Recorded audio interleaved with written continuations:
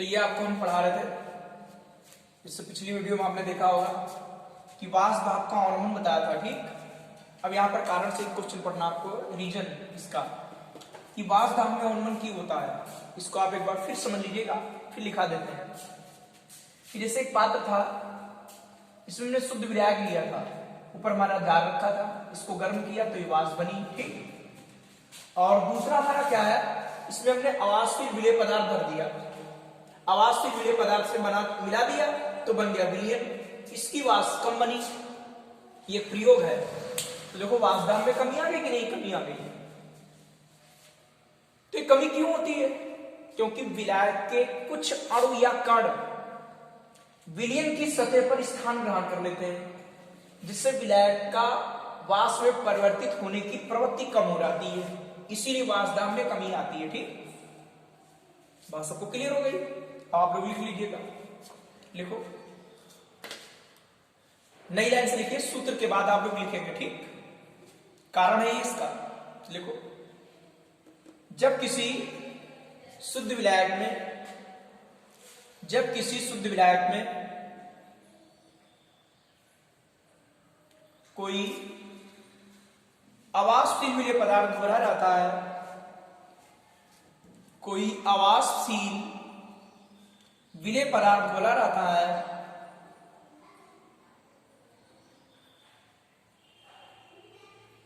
तो विलायक के वासदाब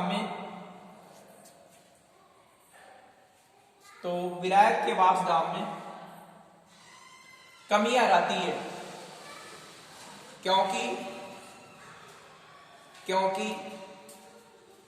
विलायक के अणुओं का सतह को छोड़कर वाष्प अवस्था में परिवर्तित होने की प्रवृत्ति कम हो जाती है।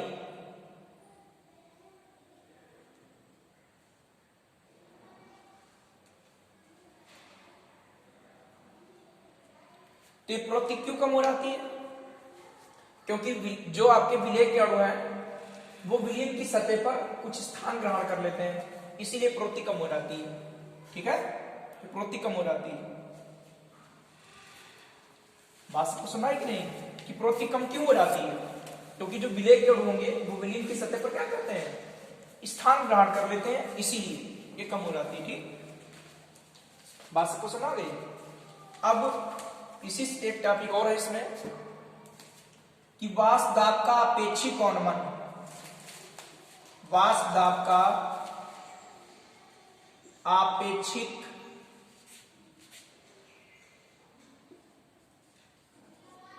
अनुमान, वासदाब का आपेक्षिक अनुमान, ये क्या होता है, वासदाब का आपेक्षिक अनुमान क्या होगा कि P0 minus PS upon P0, मतलब ये कमी किसके सापेक्ष होगी, शुद्ध विलायक के सापेक्ष होगी, तो यही कहलाता है वासदाब का अपेक्षिक अनुमान। P0 minus PS upon P0, तो इसकी परिभाषा क्या हुई कि वासदाब का अनुमान और शुद्ध विलायक के वासदाब के अनुपात को वासदाब का अपेक्षिक अनुमान कहते हैं। ठीक, ये सब विलायक में हो रहा है कि विलायक का वासदाब का अपेक्षिक अनुमान कहते हैं, कि वासदाब का अनुमान या विलायक के वासदाब का अनुमान बातें की चीज है, और शुद्ध विलायक के वासदाब के अनुपात को वासदाब का अपेक्षिक अनुमान कहते हैं। ठीक है, लिखिए सभी लोग, हेडिंग है वासदाब का अपेक्षिक अनुमान, हेडिंग डाल लीजिएगा, इसमें लिखिए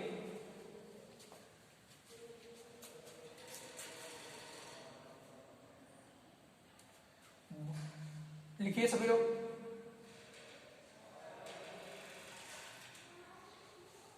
विलायक के वासदाब का अनुमान, विलायक के वासदाब का अनुमान और शुद्ध विलायक के वासदाब, शुद्ध विलायक के वासदाब के अनुपात को वाष्प दाब का आपेक्षिक अवनमन कहते हैं। वाष्प दाब का आपेक्षिक अवनमन कहते हैं।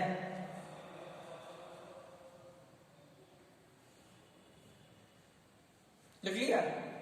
ये फार्मूला नोट कर लो कि वाष्प दाब का आपेक्षिक अवनमन बराबर P nought minus P S upon P not.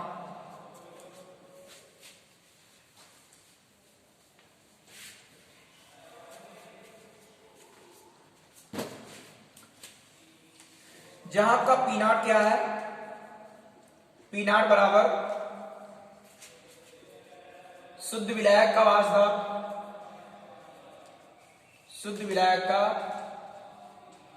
वाष्प दाब, पीएस बराबर आवासशील विलेय पदार्थ द्वारा, पीएस बराबर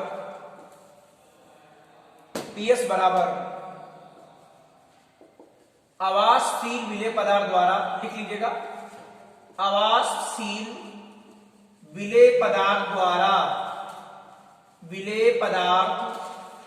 द्वारा बने विलयन का वाष्प दाब, आवासशील विलेय पदार्थ द्वारा बने विलयन का वाष्प दाब। ठीक, अब ये नोट कर लिया होगा। अभी आपका पहला और संवर्धन चल रहा है, इससे रिलेटेड कई चीजें हैं।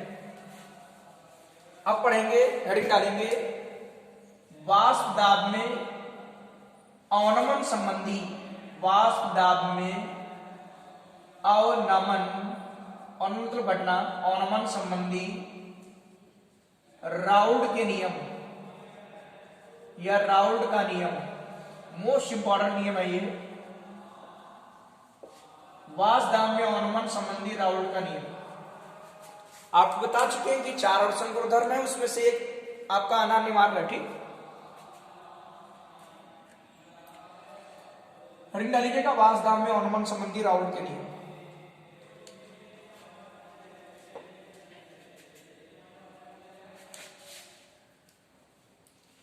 तो देखो, वाष्प दाब में अवनमन संबंधी राउल्ट ने अपना नियम प्रतिपादित किया। इसको समझ लीजिए, इधर देख समझना जाएगा कि P nought minus P S upon P nought बराबर स्मॉल एन, नीचे small N plus capital N. P nought minus P S upon P nought बराबर small N plus capital N. परिभाषा हो गई। ये क्या है? अभी पढ़ा था वाष्प दाब में अवनमन, आपेक्षिक अवनमन और विलेय का मूल प्रभाज बराबर होता है, इसे राउल्ट का नियम कहते हैं। कि वाष्प दाब का आपेक्षिक अवनमन, वाष्प दाब का आपेक्षिक अवनमन विलेय के मूल प्रभाज के बराबर होता है, इसे राउल्ट का नियम कहते हैं। ठीक, फिर एक बार समझ लीजिए, वाष्प दाब का आपेक्षिक अवनमन विलेय के मूल प्रभाज के बराबर होता है, इसे राउल्ट का नियम कहते हैं। अब ये तो एक परिभाषा हो गई। एक तरीके से, दूसरे तरीके से देखो कि वाष्प दाब का आपेक्षिक अवनमन किसमें होगा? विलायक में। विलायक कहां उपस्थित होगा? विलयन में। वो विलयन बना किससे होगा? आवासशील विलेय पदार्थ द्वारा। तो इसको भी ऐसे लिख सकते हैं कि आवासशील विलेय पदार्थ द्वारा बने विलयन में विलायक के वाष्प दाब का आपेक्षिक अवनमन विलेय के मूल प्रभाज के बराबर होता है। ये थोड़ा बड़ा हो गया, ये दूसरे मेथड से हो गया। दोनों मेथड से लिखा देंगे, जो आपको सरल लगेगा वो नियम तैयार कर लो। डिटेल से यही है कि भाई वाष्प दाब का आपेक्षिक अवनमन किसमें होगा? विलायक में होगा। और वो विलायक कहां उपस्थित होगा? विलयन में होगा। और वो विलयन बना किससे होगा? आवासशील विलेय पदार्थ द्वारा बना होगा। ठीक, आवासशील विलेय पदार्थ द्वारा बना होगा। तो इसकी परिभाषा हो गई कि आवासशील विलेय पदार्थ द्वारा बने विलयन में, आवासशील विलेय पदार्थ द्वारा बने विलयन में विलायक के वाष्प दाब का आपेक्षिक अवनमन विलेय के मूल प्रभाज के बराबर होता है, इसे राउल्ट का नियम कहते हैं। ठीक, सबको क्लियर हो गया? बात सबको सुनाई कि नहीं? अब नोट कर लीजिएगा इसे। दोनों मेथड से लिखा देंगे, जिससे आपको सरल लगे वैसे याद कर लेना। लिखो, इस नियम के अनुसार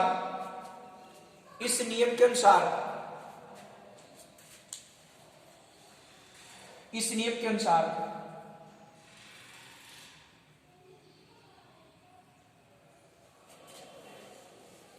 डैश लगा लिए और डबल मिनट का के अंदर ब्रेक पेन से लिख लीजिएगा।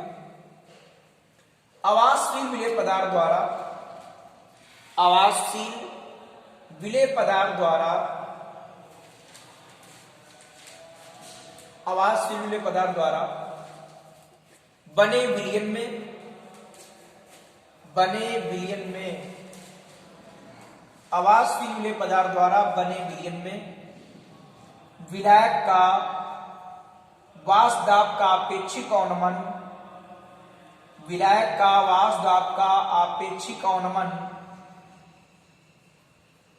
विलेय के मोल प्रभाज के बराबर होता है, विलेय के मोल प्रभाज के बराबर होता है।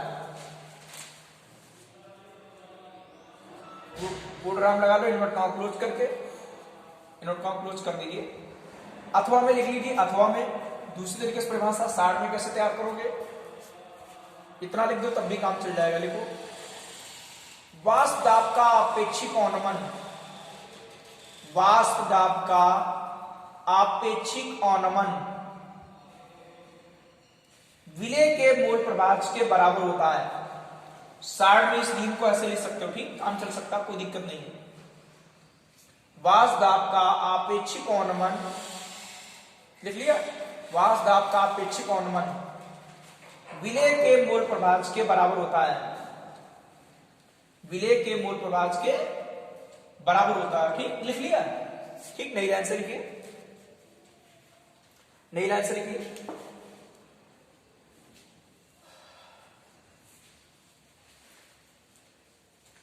लिखो, नई लाइन से लिखेंगे यदि, ये फार्मूला भी नहीं नोट करना, बाद में नोट करना।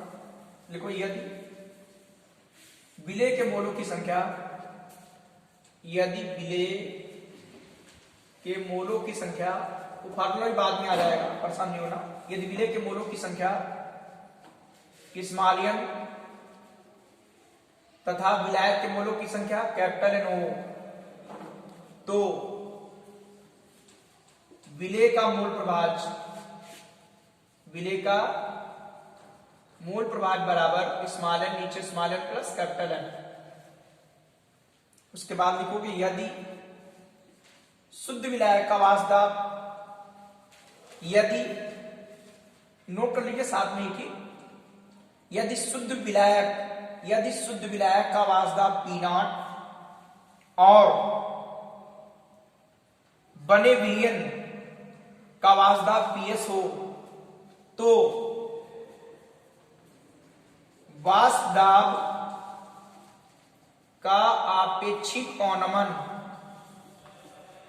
वाष्पदाब का आपेक्षिक अवनमन बराबर P0 माइनस PS अपान P0।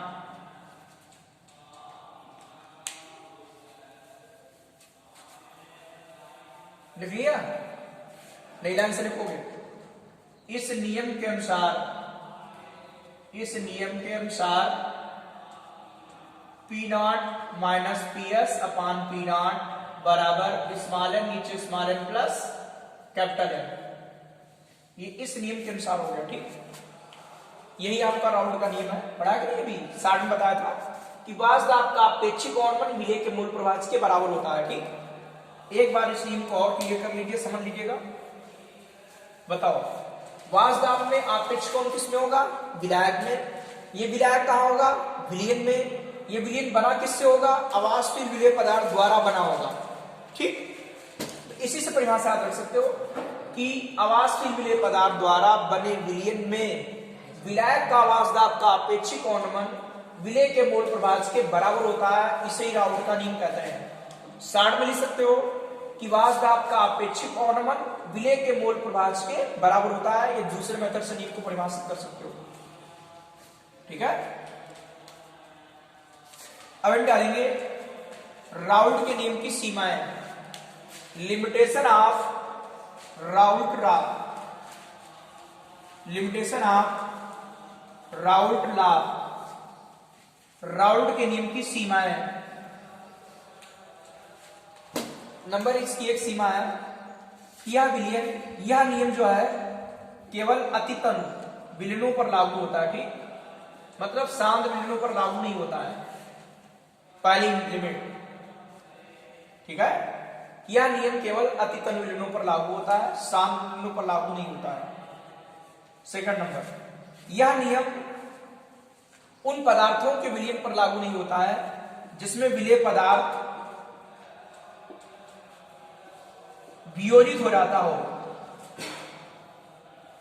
विलेय पदार्थ क्या हो जाता हो? वियोजित मतलब टूट जाना।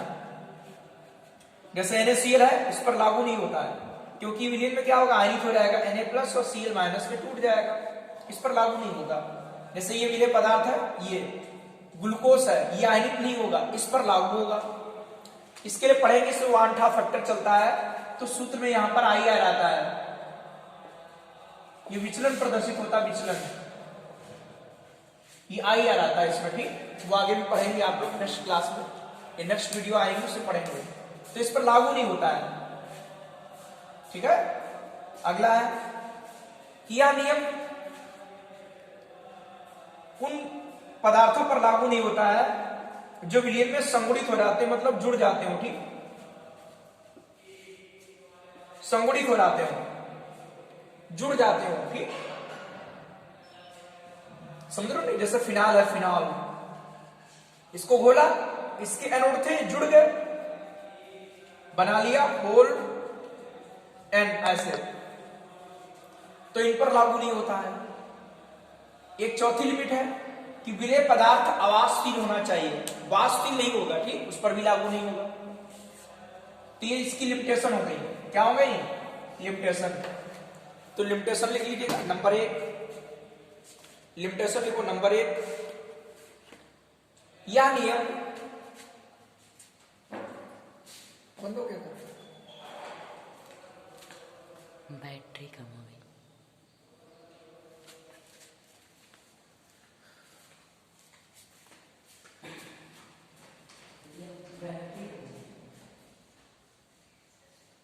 नंबर 1 लिखो, यह नियम केवल अतितन विलयनों पर लागू होता है।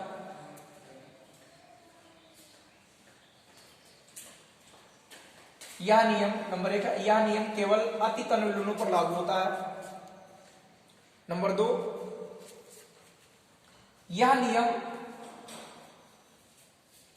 केवल उन विलयनों पर लागू होता है, यह नियम केवल उन विलयनों पर लागू होता है जिसमें विलेय पदार्थ अवाष्पशील हो। अभी बताया था चौथा पॉइंट, तो दूसरा दिखा दिया, जिसमें अवाष्पशील विलेय पदार्थ हो। थर्ड नंबर है, यह नियम उन पदार्थों के विलयन पर लागू नहीं होता है, यह नियम उन पदार्थों के विलयन पर लागू नहीं होता है जो विलयन में वियोजित हो जाते हो, अर्थात विद्युत अपघट्ट पदार्थ, ठीक, जो विलयन में वियोजित हो जाते हो। अगली लिमिटेशन 4, यह नियम उन पदार्थों के विलयनों पर लागू नहीं होता है जो विलयन में संगुणित हो जाते हो। वियोजित होना ना, जैसे ये AB है और ये A+ और B- में वियोजित हो गया, इस पर लागू नहीं होगा। ये 2A है और ये इधर आपका हो गया A2 हो गया, ये हो गया संगुणित होना, इन पर लागू नहीं होगा। क्यों? क्योंकि इसमें कणों की संख्या हो जाती 2 गुनी और इसमें देखो कणों की संख्या रह गई आधी, तो जो ऊपर पढ़ा था उसमें विचलन प्रदर्शित होगा, इसीलिए, ठीक। चौथी लिमिट सुना आगे कि नहीं? यह नियम उन पदार्थों के विलयन पर लागू नहीं होगा जो विलयन में संगुणित हो जाते हो, ठीक, ऐसी कंडीशन हो जाती है। सबको सुना आ गया? तो ये इसकी 4 लिमिटेशन हो गई, ठीक। कितनी लिमिटेशन हो गई? 4। अब डालेंगे, राउल्ट के नियम की स्थापना, उत्पत्ति, राउल्ट के नियम की उत्पत्ति, मतलब हमको ये देखना है या राउल्ट के नियम की भी पढ़ेंगे कि राउल्ट के नियम का निगमन कैसे करेंगे, मतलब इसकी स्थापना कैसे हुई। ठीक,